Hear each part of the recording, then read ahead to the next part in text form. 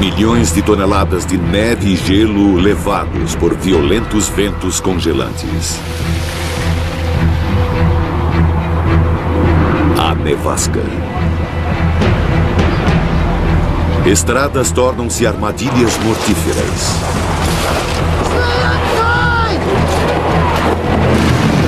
Ela oculta cidades em neve e prejudica os transportes. Somos impotentes nas suas garras. A tempestade branca que mata no nosso planeta feroz.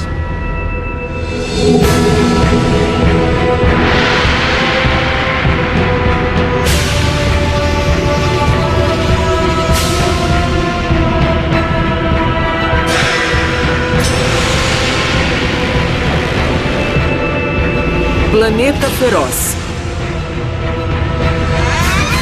Nevasca.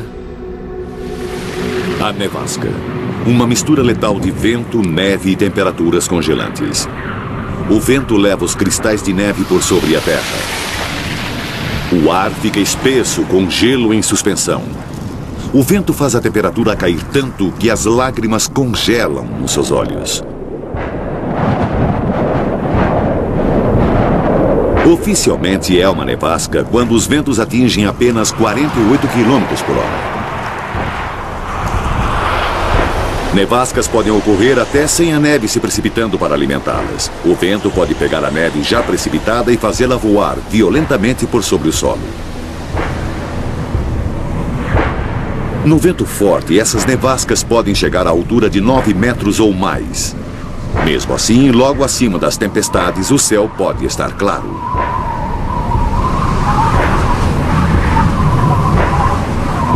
Seja qual for a sua forma, a nevasca é uma assassina. O brilho que ela cria é tão intenso que pode cegá-lo. A neve se acumula em sua boca enquanto você tenta respirar. O vento tira o calor do seu corpo. Chama-se fator do frio do vento e pode fazer você se sentir 10 graus mais frio.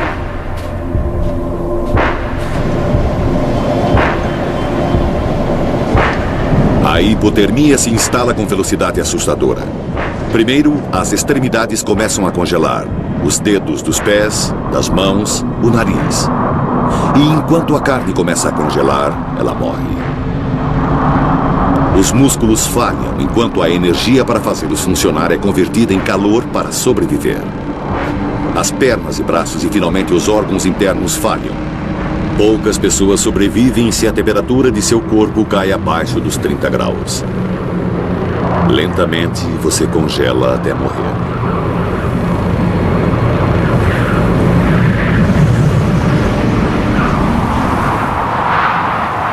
As montanhas são um dos domínios mais letais de nosso planeta. Mais pessoas morrem devido às nevascas do que por quedas. Nas montanhas, as nevascas podem ocorrer sem aviso, pegando de surpresa até alpinistas experientes. Já tive barracas destruídas, companheiros congelados. Numa ocasião tivemos que nos abrigar. Estávamos presos, não havia visibilidade e não havia nada a fazer senão nos aguentarmos dentro da barraca e os ventos estavam a mais de 161 km por hora. A temperatura estava a menos 45 graus. Eu lembro de ter engatinhado para fora da barraca, sobre as mãos e os joelhos, segurando-me nos parafusos e pitões, olhando para um galão de combustível Coleman. O vento soprava tão forte que suspendeu essa lata de combustível cheia no ar.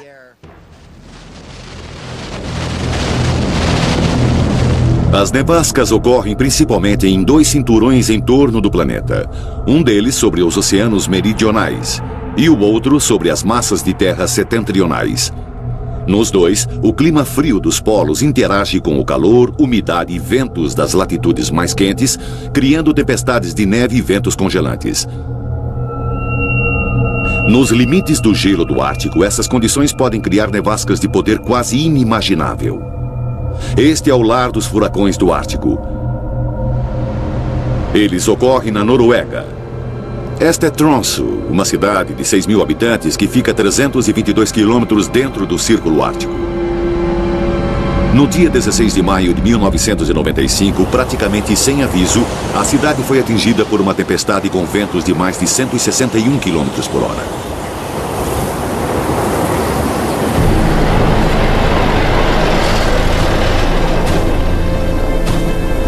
nevasca abriu caminho pelos edifícios e levou a neve para dentro deles. Surpreendentemente, apesar da destruição, ninguém morreu. Uma tempestade atingiu a mesma cidade 18 meses depois. Desta vez, uma pessoa morreu. Nevascas tão devastadoras ainda são raras, mas nosso planeta está mudando. O aquecimento global está ocorrendo. Enquanto o planeta aquece, todas as formas de clima extremo, quente ou frio, irão se tornar mais comuns. As nevascas irão atingir as regiões polares com maior ferocidade.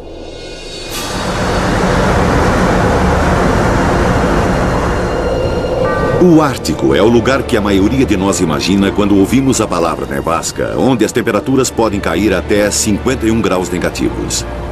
Mas pouca neve nova se precipita aqui. A nevasca originada no solo reina suprema. No futuro, as nevascas ficarão piores.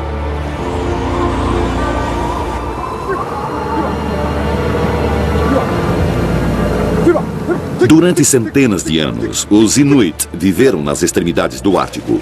Eles evoluíram no meio de vida que permite que prosperem nesta terra de nevascas e gelo. Eles usam peles de animais para se aquecer e trenós para se locomover. Até mesmo os huskies foram criados por inúmeras gerações para sobreviver no frio intenso. O conhecimento e as habilidades dos Inuit têm permitido que eles vivam no extremo norte por milhares de anos. Num dia como o de hoje, você pode subir 16 quilômetros em qualquer direção e pode dar de encontro com uma bela tempestade. Você só pode suportar esse clima por um determinado tempo até que tenha que sair do vento. O único jeito é escavando. Você precisa ficar abaixo dela para que ela passe sobre você. Você não gostaria de estar lá no meio da tempestade. Antigamente, os Inuit não precisavam de nada que não pudessem encontrar no gelo.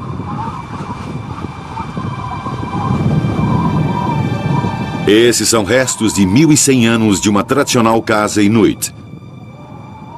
Ela era feita de pele esticada sobre uma estrutura de ossos de baleia. Os Thule Inuit passavam o seu inverno protegidos de nevascas em estruturas como esta. Debaixo do teto, uma casa foi escavada profundamente no gelo. Longe de casa, os Inuit se abrigavam nos iglus. Para construir essa cabana de caça no gelo, o viajante precisava de pouco mais do que uma faca e de muita prática.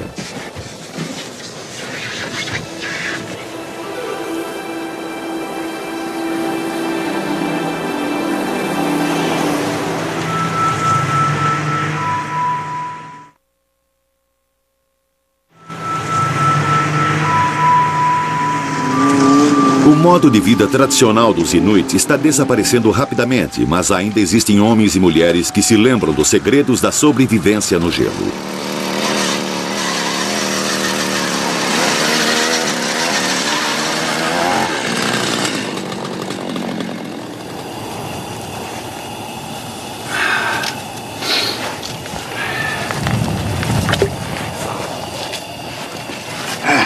Tom Gray sabe como pegar comida no mar sob o gelo.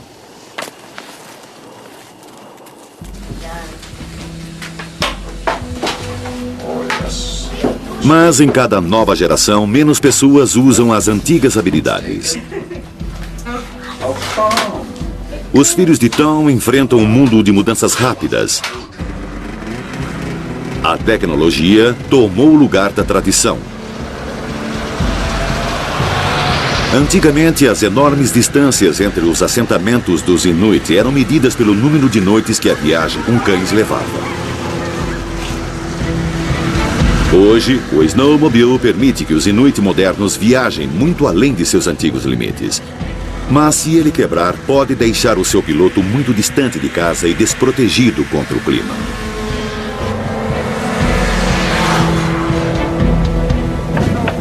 Modernas estruturas de madeira elevadas por estacas para minimizar o contato com o chão congelado substituíram as casas de gelo e ossos de baleia.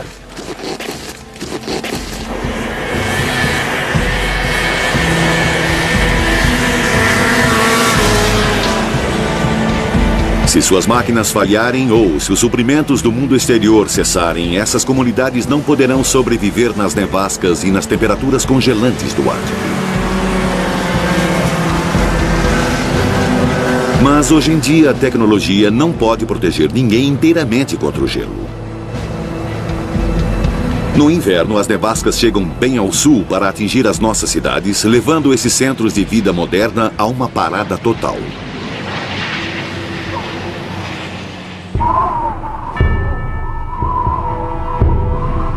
Historicamente, registros mostram que as cidades setentrionais da América foram atingidas por nevascas.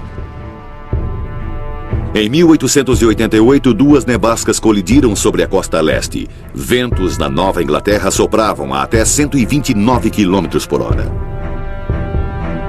Essa única nevasca atingiu cidades ao longo de toda a costa e deixou montanhas de neve de mais de 15 metros de altura, algumas sobre casas de 3 andares. 400 pessoas morreram. 200 somente na cidade de Nova York. Em 1934, nevascas devastadoras atingiram a costa leste novamente. Foi o inverno mais frio já registrado no sul da Nova Inglaterra. Boston ficou coberta por 74 centímetros de neve. A nevasca atingiu Nova York e até cidades mais para o oeste, como Chicago. Os serviços de emergência fizeram o melhor possível para manter as cidades em movimento, mas qualquer lugar que limpassem logo era coberto por mais neve. Cidades inteiras literalmente pararam, com suas estradas e portos trancados em neve e gelo.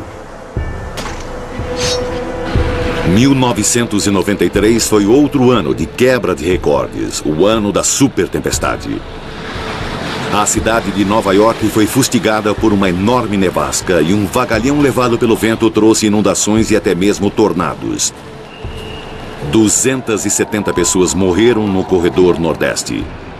Os serviços de emergência sabiam que muitas pessoas ficariam presas em suas casas. Então aqueles que corriam risco de vida foram retirados antes que a tempestade viesse. Sendo removidas pelo corpo de bombeiros. Se você quer ser removido, apresente-se às equipes de Não emergência. havia muito mais a ser feito, exceto esperar e ver a tempestade tomar o seu curso. Levem consigo toda a medicação necessária e seus pertences pessoais. Teremos uma tempestade rigorosa mais tarde hoje. Não há nada que possamos fazer para prevenir as nevascas, apesar das melhores previsões ajudarem os serviços de emergência a se prepararem. Os danos que uma nevasca pode causar a uma cidade são enormes. A outra grande nevasca numa cidade da costa leste foi em 1996. No dia 6 de janeiro, ela varreu a costa nordeste, engolindo uma cidade após a outra em seu caminho.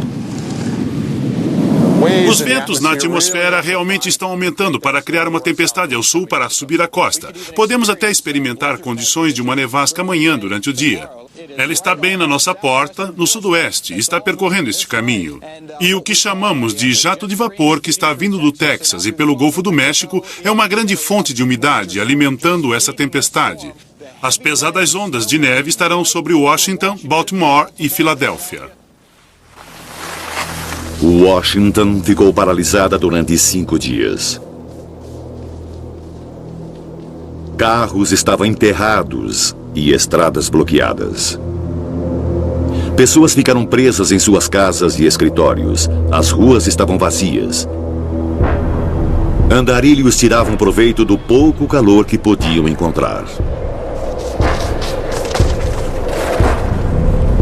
71 centímetros de neve tinham feito a cidade ficar de joelhos. Os transportes estavam praticamente parados. Os aviões também estavam em terra. O prejuízo causado pela nevasca foi de quase $1 bilhão. Alguns metros cúbicos de neve podem literalmente pesar 1 tonelada. Em Maryland, Virgínia, 27 pessoas morreram de ataque cardíaco escavando a neve. Com as ruas bloqueadas, os serviços de emergência não podiam passar para ajudar.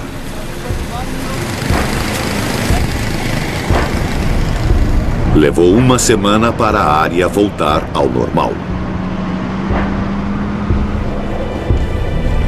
Enquanto isso, Washington desfrutou de um feriado inesperado. Mas esta era apenas uma pequena fração do enorme escopo da nevasca. A tempestade era imensa. Tinha atingido Washington, Baltimore, Filadélfia e a cidade de Nova York a 322 quilômetros de distância. O prefeito de Nova York pediu ajuda. Toda pessoa que exerce uma função essencial para a cidade de Nova York precisa fazer todo o esforço para vir trabalhar. Eu sei que é difícil. Às vezes é até um risco para a sua própria vida. O serviço de emergência está funcionando. Estamos usando ambulâncias militares e mais 10 estão a caminho. Precisamos de mais médicos e assistentes de saúde.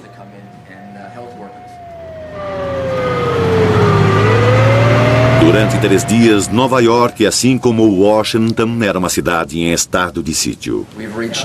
Chegamos a 71 centímetros e a neve ainda está caindo. Até segunda ordem, a cidade está fechada ao trânsito de veículos, exceto no caso de emergências.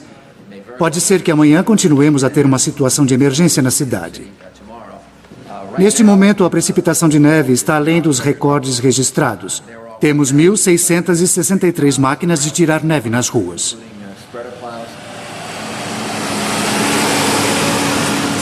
Assim que nós a retiramos, ela volta. E também as rajadas de vento que têm alcançado uma média de 217 km por hora. E a neve voltou para onde acabamos de limpar. É a pior nevasca que já tivemos. Na verdade, as condições nas ruas estavam relativamente amenas. Os edifícios altos desviavam e diminuíam os ventos, e então a neve precipitava-se suavemente nas ruas. Mas acima dos edifícios da cidade, a nevasca assolava ferozmente a toda força. A mesma grande nevasca viajou mais para o norte, até Boston. Lá ela despejou 76 centímetros de neve antes de finalmente se dirigir para o Atlântico. Boston é atingida por uma média de 2 alertas de nevascas em grande escala todo ano.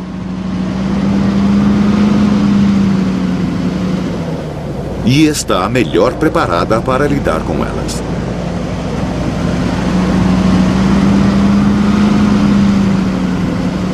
Sabe, havia muitos problemas, mas tínhamos uma estrutura Boston já preparada. gastou 9 milhões de dólares lidando com emergências de neve em um único ano.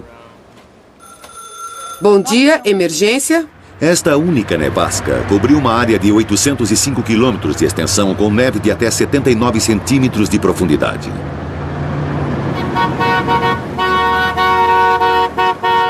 Estima-se que ela despejou 5 bilhões de toneladas de neve. As previsões tinham melhorado desde a supertempestade de 1993 e os serviços de emergência estavam melhor preparados. Esses 2 fatores salvaram vidas. O número total de mortes em toda a costa leste foi de apenas 60 pessoas. Uma tragédia, mas em menor escala do que em 93. Nas cidades mais ao norte, as tempestades de inverno são poderosas e frequentes o bastante para que sejam necessárias medidas ainda mais drásticas. Em Montreal, no Canadá, a meta é evitar que uma nevasca paralise a cidade. Sua solução? Construir para baixo. Grande parte da vida do centro da cidade acontece em vastas alamedas subterrâneas, completamente isoladas de qualquer nevasca lá em cima. Montreal tem mais e maiores nevascas do que qualquer outra cidade do mesmo tamanho.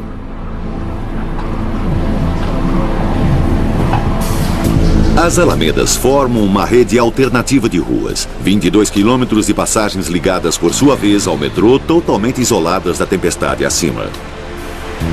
As pessoas podem atravessar a cidade, se encontrar para almoçar, fazer compras de Natal, tudo sem nunca subir.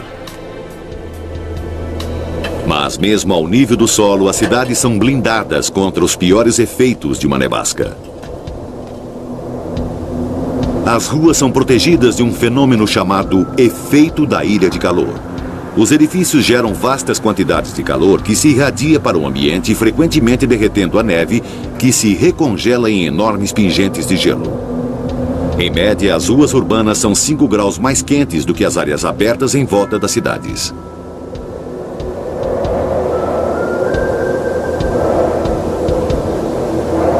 Somos mais vulneráveis ao poder da nevasca no campo, onde ela pode atacar com toda a potência.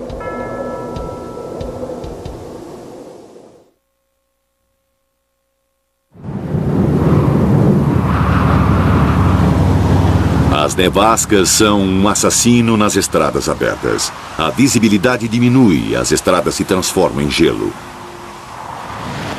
Se uma nevasca vem enquanto você está dirigindo, é difícil escapar.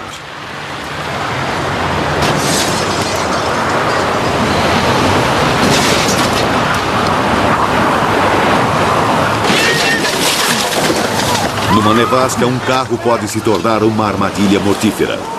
Fiquem dentro! Agora mesmo! Saia da estrada! Entre no seu carro! A senhora está bem? Cerca de 1.000 pessoas morrem a cada ano nas estradas da América. Mais de 250 mil acidentes ocorrem no gelo e na neve. Está bem? Apenas fique calma. Respire. Respire profundamente. Mais de 60 mil pessoas são feridas, mas sobrevivem. Ainda assim, as nevascas trazem um outro assassino para os motoristas presos nas estradas, incapazes de enxergar através da claridade intensa ou presos numa tempestade. O assassino é o frio. Esta é Fargo, Dakota do Norte. O clima de inverno vai de outubro a maio. As temperaturas caem a 34 graus negativos. Todos os anos, as nevascas ocorrem aqui com incansável força e regularidade. A velocidade dos ventos chega a 64 km por hora. A temperatura do vento pode chegar a 62 graus negativos. Em 1997, só as nevascas de inverno na Dakota do Sul mataram 100 mil cabeças de gado. Muitas morreram porque os fazendeiros não puderam sair para alimentá-las.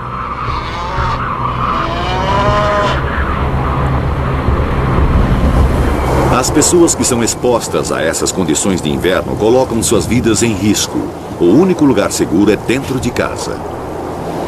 Mas nem sempre isso é possível. Ocasionalmente as pessoas precisam sair e, inevitavelmente, são atingidas. O resgate durante as nevascas de inverno é um dos deveres primários da polícia de Fargo.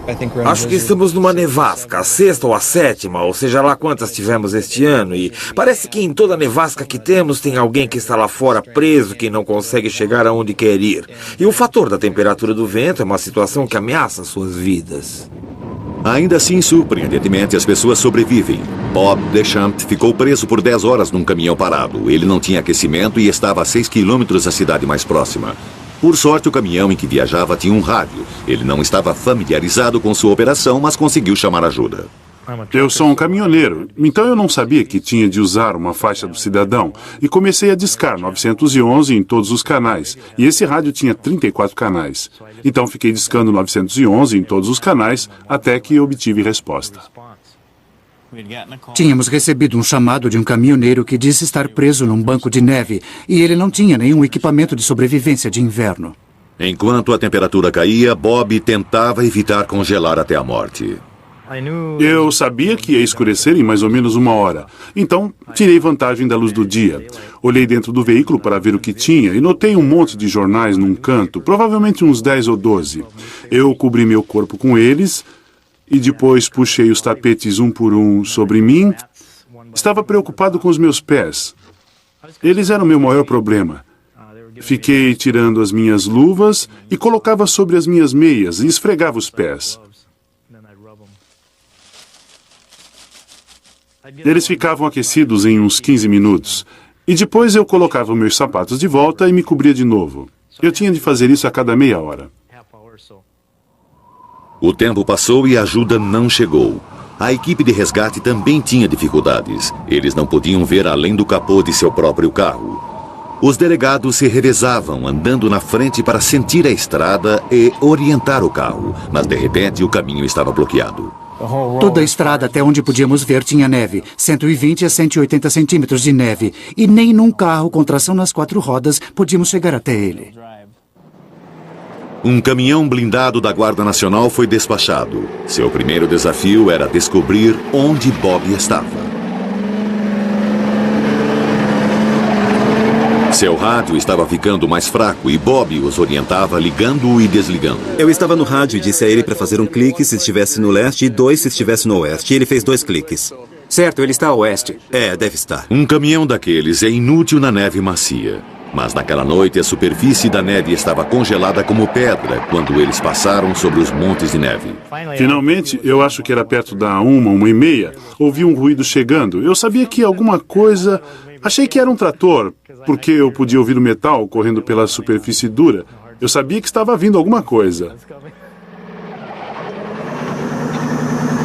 Imagina só, fiquei coberto com jornais. Quando o resgataram, Deschamps estava nos primeiros estágios da hipotermia. Ele certamente teria perdido membros e facilmente teria morrido se tivesse que esperar lá até a Via Expressa reabrir ao meio-dia no dia seguinte. Vamos te dar uma carona para a cidade. A gente leva esse cara primeiro ou vamos para a Interestadual procurar a outra pessoa? Um outro sobrevivente estava num carro pelo qual eles passaram sem nem mesmo perceber que havia alguém esperando para ser resgatado. Estava frio, mesmo no caminhão. A neve em suas botas não derretia. Mas para Deschamps era quase o paraíso. Acho que sou um sobrevivente, todos somos. Obrigado, pessoal. Naquele inverno, as nevascas continuaram, cada uma delas trazendo a sua parcela de tragédias e sorte. Stephen Rudd estava voltando do interior para casa, mas esqueceu de telefonar antes e ver a previsão do tempo. A nevasca veio e a cercou. Logo antes de eu chegar à Via Expressa 2, aconteceu uma nevasca e algo me puxou para a vala. Eu não podia sair dali sozinha.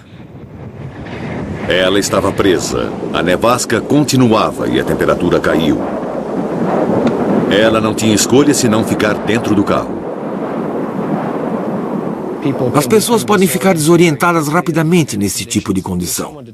Aqueles que tentam sair de seus veículos para o que eles acham um lugar seguro, as chances são de que eles não conseguirão. Sua única esperança era ligar o motor e o aquecimento em intervalos rápidos quando o frio se tornasse insuportável. O que eu fazia era dar a partida a cada 15 minutos, dependendo do frio, e deixava o calor ligado por algum tempo. Mas esse procedimento traz o risco de envenenamento por monóxido de carbono. Eu tinha que abrir um pouco os vidros cada vez que fazia isso. A neve entrava e congelava a porta. Quando o motor do carro estava ligado, eu saía para desentupir o escapamento. Não dava para andar. Era preciso muito esforço. Então eu sabia que não ia a pé para lugar nenhum. Isso seria uma grande idiotice. Lutando para se manter embrulhada no cobertor e exausta demais para ficar de pé, ela ia ficando cada vez mais fria e mais molhada.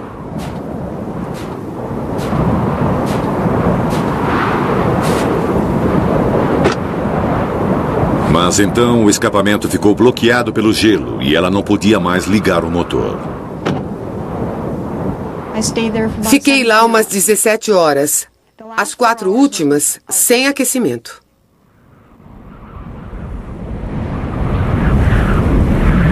Stephanie Rudd escapou com vida porque sabia como se proteger nesse tipo de emergência. Até enfrentarem essa situação, as pessoas não percebem como é fácil ter a vida em perigo. A polícia recomenda àqueles que viajam no inverno para que levem cobertores, uma pá, sacos de dormir, botas de inverno e velas. Uma vela pode evitar que as pontas dos dedos congelem e também reduz o risco de pânico na escuridão total. E quando você estiver viajando durante o inverno, sempre diga para alguém quais estradas você irá pegar. Medidas simples como essas nos protegem dos efeitos mais devastadores das nevascas e salvam vidas.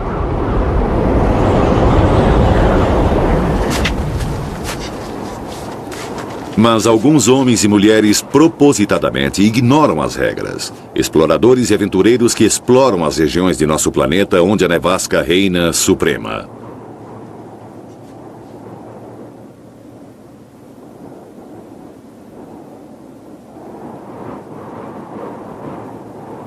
Poucos alpinistas estão totalmente preparados para a ferocidade das nevascas que eles podem encontrar.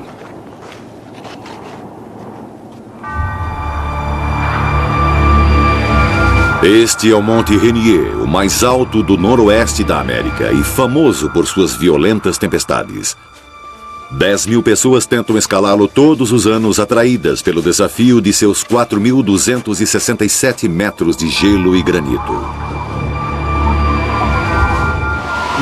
O Monte Rainier não tem preocupação nenhuma com a minha segurança. As montanhas não se importam, as geleiras não se importam, as nevascas, elas não se importam com você. Você precisa estar muito bem preparado para sobreviver sozinho.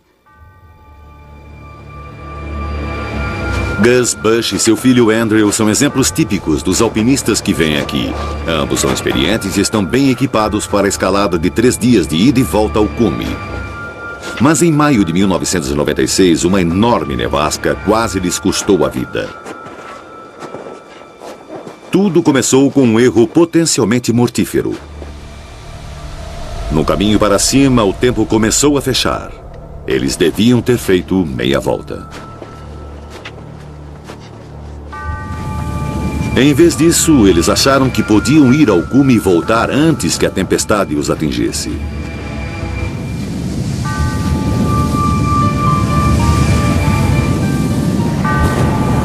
Mas a sorte deles terminou numa geleira a 3.353 metros de altitude. Você tá legal? Tô. O que machucou? No tornozelo. Precisamos sair daqui. Vou tentar tirar você.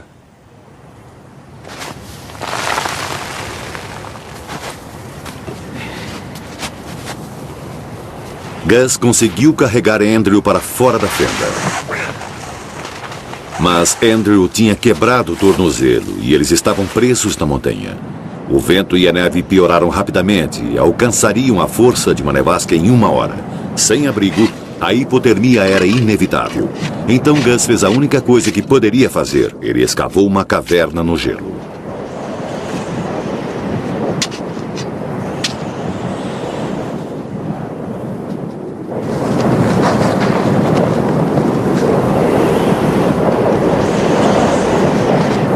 Abrigado da força da nevasca, Andrew tinha maior chance de sobrevivência. Antes de Gus finalmente se abrigar, ele conseguiu pedir ajuda. Monte Rainier, por favor. A nevasca caiu sobre eles minutos depois. Monte Rainier? Bem mais abaixo, a equipe de resgate se preparava para arriscar a própria vida na nevasca que assolava a montanha acima deles. Temos um helicóptero de prontidão, mas se isso não funcionar, queremos vocês lá em cima para descer os caras da montanha. Só temos mais 1 hora de luz. Vamos. Eles precisavam fazer a escalada através da mesma tempestade que ameaçava matar Gus e Andrew. O vento agora soprava a 80 km e meio por hora fora de sua caverna de gelo. A temperatura era de 51 graus negativos. Dentro da caverna estava gelado, mas era possível sobreviver a isso. Sem a caverna, eles teriam morrido em poucas horas.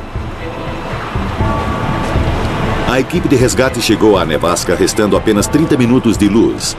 Desse momento em diante, suas próprias vidas estavam em perigo.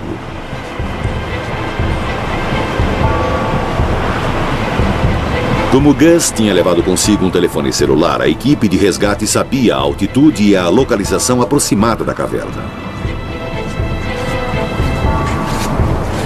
Sem isso, a nevasca certamente teria matado Gus e seu filho.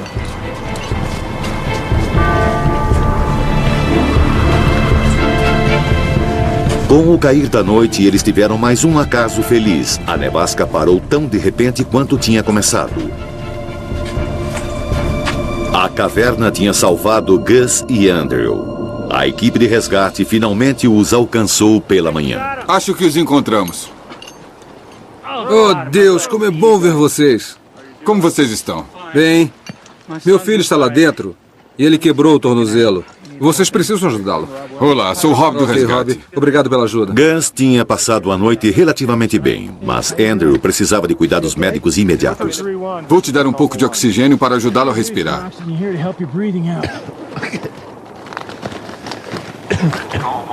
O choque de seu tornozelo quebrado, aliado ao extremo frio da nevasca, tinham deixado Andrew muito mais hipotérmico que seu pai. Temos um paciente com hipotermia, uma perna quebrada. E vamos precisar de uma maca. Entendido. Aqui é 3 no ar. Tenho contato visual com o seu foguete de sinalização. A circulação nos dedos dos pés de Andrew tinha parado e começavam a congelar. Algumas horas mais e ele podia ter morrido. Sem a nevasca, um helicóptero agora podia levá-los para a segurança. O Monte Rainier tinha lhes ensinado uma lição de sobrevivência.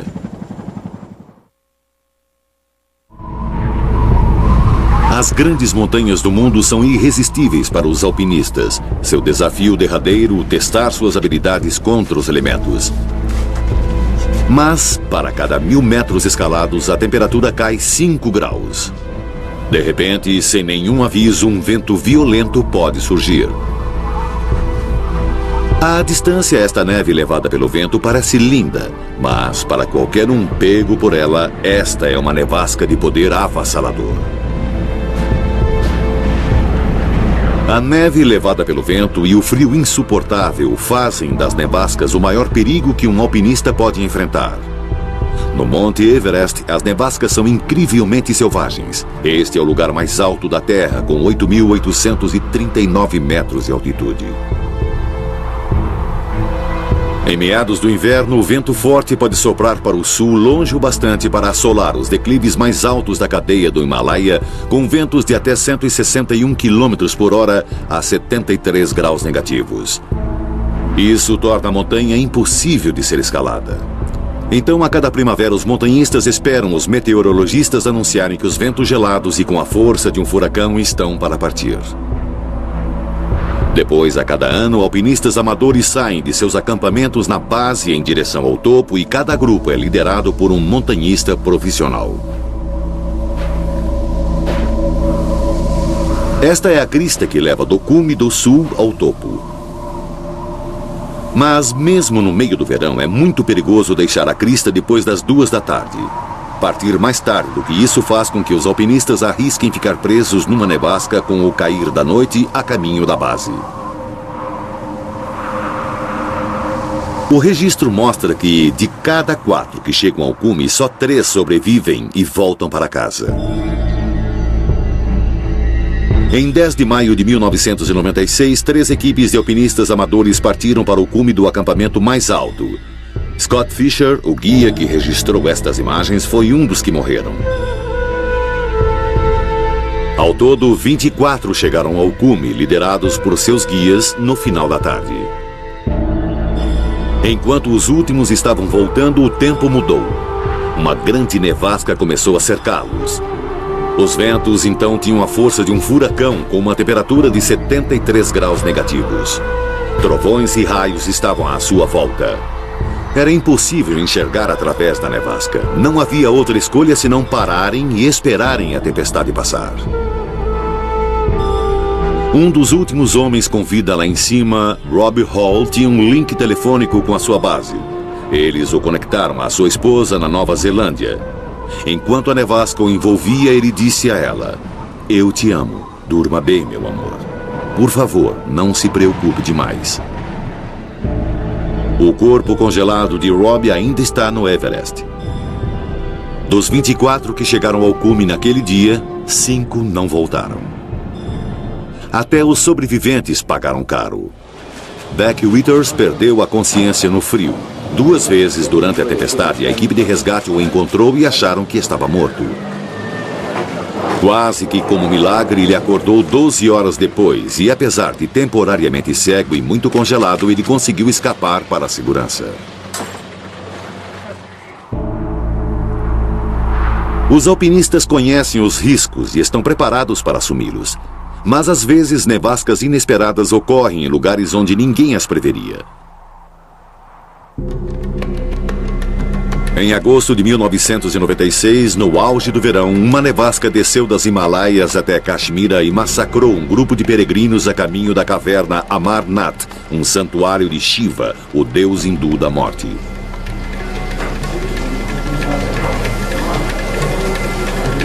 Estava quente, então os peregrinos vestiam as suas roupas mais leves. A nevasca os pegou sem aviso e não teve nenhuma misericórdia. 138 peregrinos morreram, 15 na entrada da caverna.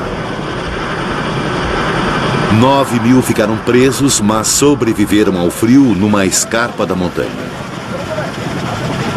Muitos dos feridos foram salvos, mas só por uma grande operação de resgate com helicópteros.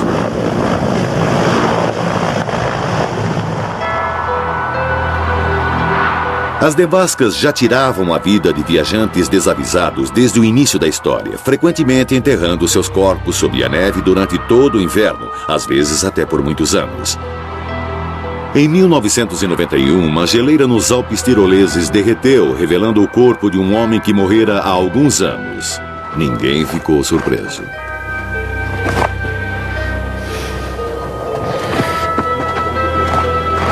Com ele encontraram algo surpreendente.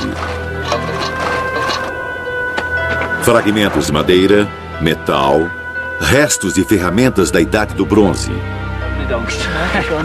O corpo deste homem descansava na montanha, encapsulado no gelo por mais de 5.000 anos.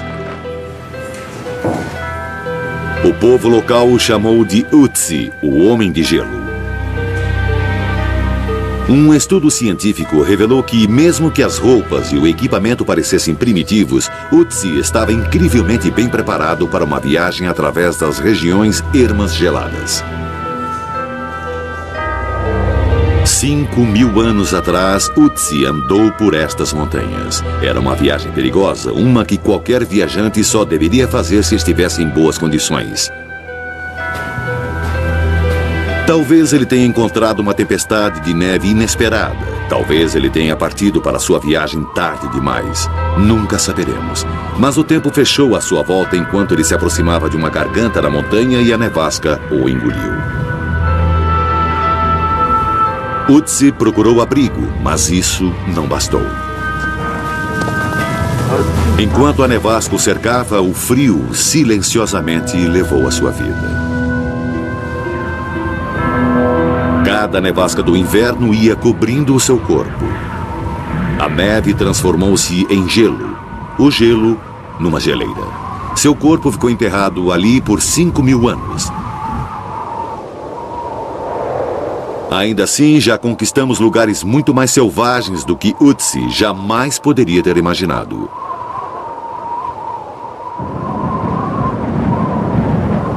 Talvez o ambiente mais extremo seja o da Antártida.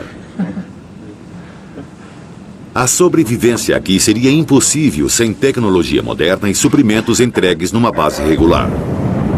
Praticamente todos os habitantes daqui são cientistas que passam 6 meses de cada vez aqui, isolados do resto do mundo, em condições que podem ser até mais hostis do que no norte do Ártico. Grandes nevascas originárias do solo podem assolar este lugar por muitos dias. As pessoas são visitantes relativamente novas a este deserto congelado. Quando os pioneiros chegaram aqui, a nevasca era o seu pior inimigo. Em 1911, o capitão britânico Robert Falcon Scott fez a sua malfadada tentativa de ser o primeiro a chegar ao Polo Sul. Numa plataforma de gelo abaixo do Monte Arabes, ele e sua equipe de 4 pessoas se prepararam para trilhar o coração do continente antártico, carregando seus suprimentos e deixando comida e combustível em lugares onde fariam paradas no caminho de volta. Essa viagem terminaria numa tragédia terrível. O rival norueguês de Scott, Roald Amundsen, usou um método diferente. Ele usou cães, primeiro para levar os suprimentos e depois a comida. Quando Scott chegou ao polo, ele encontrou a bandeira norueguesa já fincada. Enquanto Scott apressadamente voltava para a costa, as condições do tempo tornavam-se cada vez piores. A alguns quilômetros da segurança de sua última pilha de suprimentos, surgiu uma nevasca. Eles não podiam prosseguir, então acamparam. Enquanto a temperatura caía a 62 ou 73 graus negativos, a nevasca matou a todos. Hoje, as viagens para o interior da Antártida são feitas quase que exclusivamente pelo ar. E quase todas as explorações são feitas pelos cientistas. Sua meta é aprender mais sobre este misterioso continente. Eles fizeram descobertas que apontam na direção da realidade do aquecimento global.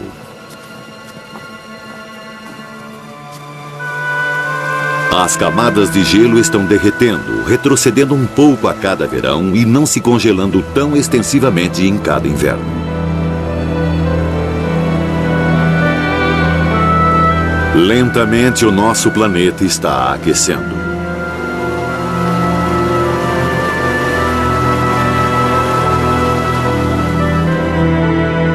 Ironicamente, com esse aumento de calor, haverá ainda mais nevascas.